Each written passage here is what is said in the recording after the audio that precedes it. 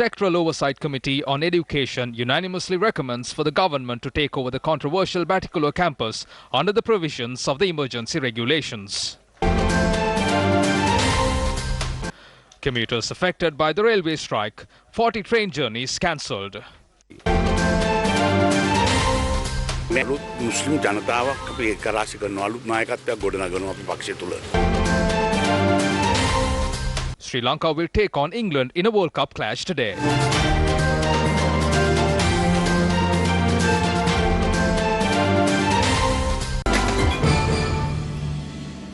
Now on to a headline-making story. The Sectoral Oversight Committee on Education has unanimously recommended for the government to take over the controversial Batticulo campus under the provision of the emergency regulations. Chairman of the committee, Professor Shumara Singha, made this recommendation after submitting the report of the committee to Parliament this morning.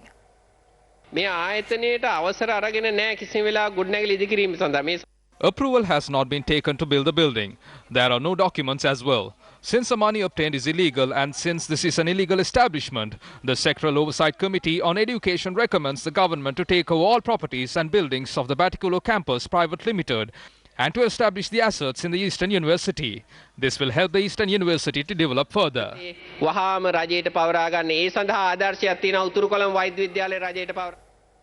Moving on, the National Water Supply and Drainage Board has announced that water supply to several areas in Colombo will be disrupted for 15 hours commencing from 9 a.m. tomorrow.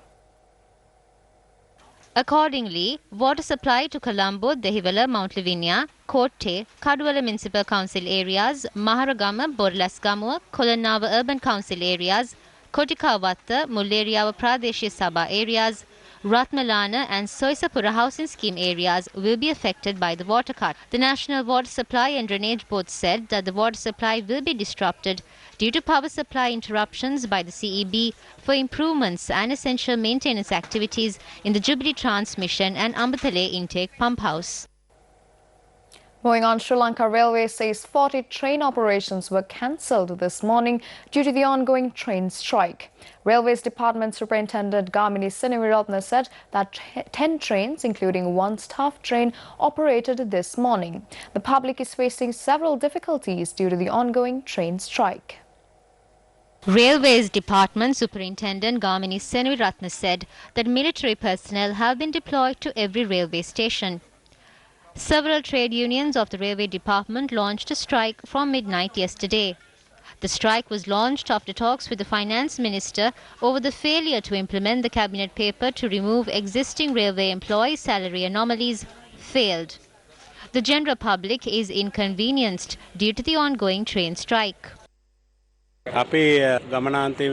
A limited number of trains operate from the end of every destination. One train each operates from Mathura, Gaul, Chilau, Anuradhapura, Mahava, Kandy, Rambukana and Avisavella. This train starting from Jaffna has currently passed Mahava Junction. The same trains will operate in the evening as well. In addition, we hope to operate a shuttle service between Panadura, Wayangoda in the afternoon today. Normally there are 40 trains that operate in the morning. However, only 9 trains operated this morning. Though it has been indicated that the strike will only be for 48 hours, in the letter they gave us, they have not specified any date. Most probably, the strike will only be limited to today.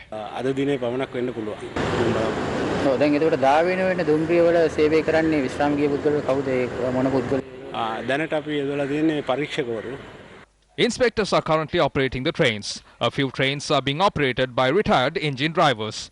The ministry said buses will be deployed. Our correspondent in Ragama said that a train operated at 7:40 this morning. 4 trains that were due to operate between 4:30 a.m. and 12 p.m. from Beliatta to Maradana today have been cancelled. The express train from Beliatta to Vaunia and the train from Beliatta to Gaul did not operate as well. Our correspondent from Kandy said the trains leaving at 4:30 and 5 a.m. from Kandy to Colombo did not operate.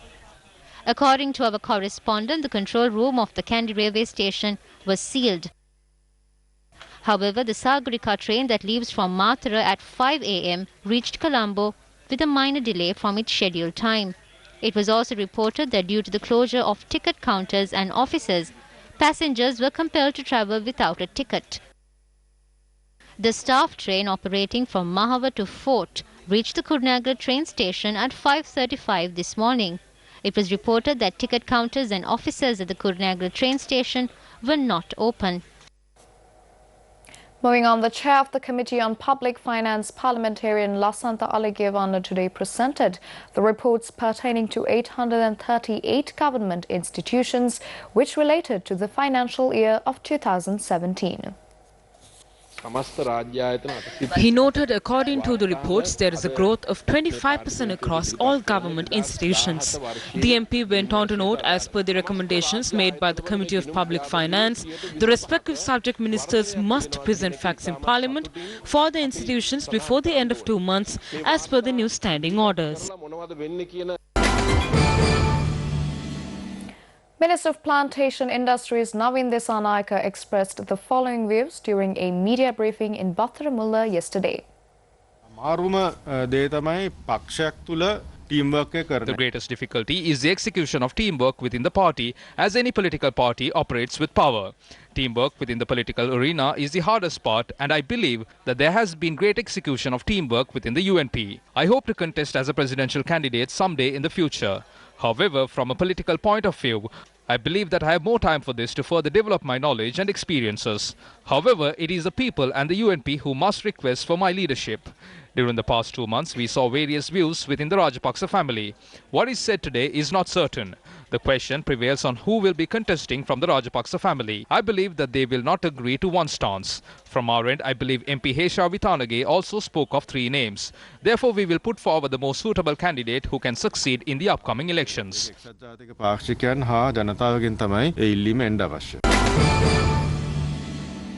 Now in your sports news, England will take on Sri Lanka with the expectation of a World Cup win over the island nation in 20 years today.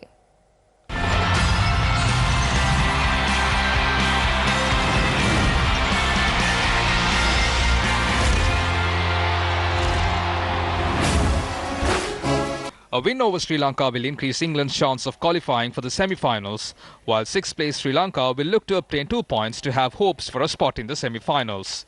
England are placed 3rd in the points table after registering wins in 4 of their 5 matches played in this year's competition. England have the upper hand over Sri Lanka in World Cup competition with 6 wins under their belt in 10 encounters as opposed to 4 by Sri Lanka.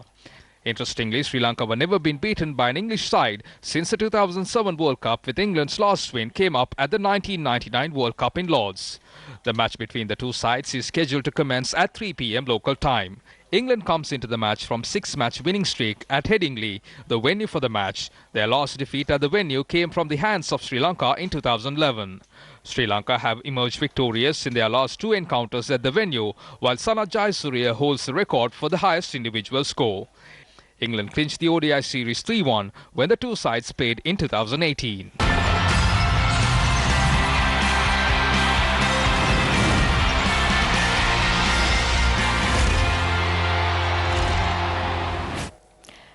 Taking a look back at your local news, a Boldi Puja was organized at the Bellangwila Rajamahaviharya in celebration of the 70th birthday of former Defence Secretary Gotabaya Rajapaksa. The Bodhi Puja was attended by the opposition leader and several other politicians.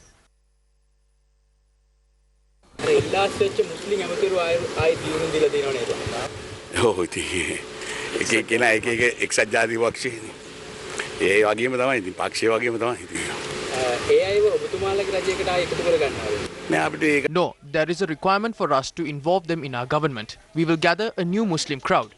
We will take a new leadership in our party so anyone can join. It should happen. According to the constitution, it should happen.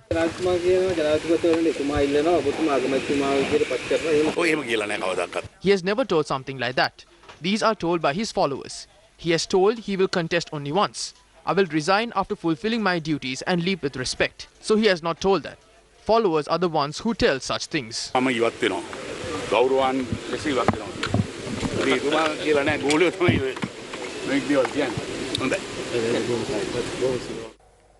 your final piece of local news, a group of farmers in Tambut Tegama accuses 2 government officials for destroying their crops. Who is at fault? News First inquired into the situation. The farmers of the Tulana Tikiribava area in Tambuttegama commenced cultivation in the Rajangania Forest Reserve many years ago. The local farmers accused the Grama Niladari and the Divisional Secretary of Tambuttegama for destroying their crops. Farmers charged that their crops were destroyed after claiming that they had cultivated in a forest reserve. It must be noted that these farmers cultivated with minimum facilities near the Rajangania tank amidst dry weather conditions. It is further reported that the Divisional Secretariat had informed the farmers several times that the reserve was prohibited for cultivation purposes. However, farmers claim that they were not informed in this regard. News First inquired from the Tambuttegama Divisional Secretariat in this regard. She mentioned measures were taken to remove crops cultivated in prohibited areas. And that's a wrap of lunchtime news. For the News First team, I'm Yuki Poshia. Take care and good day.